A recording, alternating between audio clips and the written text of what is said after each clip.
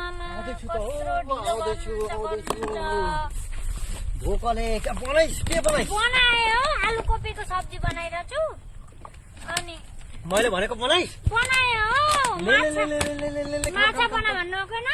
कस्तो लाग्छ अब तपाईलाई ले ले ले ले ले बना भन्नु भोकले मर्ने बेला भइसक्यो लानु के बना कि यो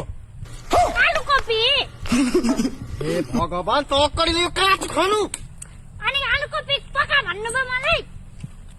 अब यो खाली पेटमा म के खानु अरु के बनाइस् यस्तै मिठो हुन्छ अर्को के बनाइस् खान्छु यो यहाँ के भन्नुभएको छ तपाईले त्यही बनाइदिए माछा बनाइस् धन्न बनाइछ अक्करीले मार्ने रहेछ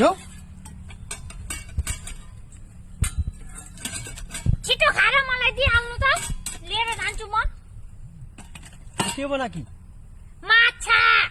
थाहा छैन माछा बना भन्नुभयो कस्तो लाग्यो राम्रो छ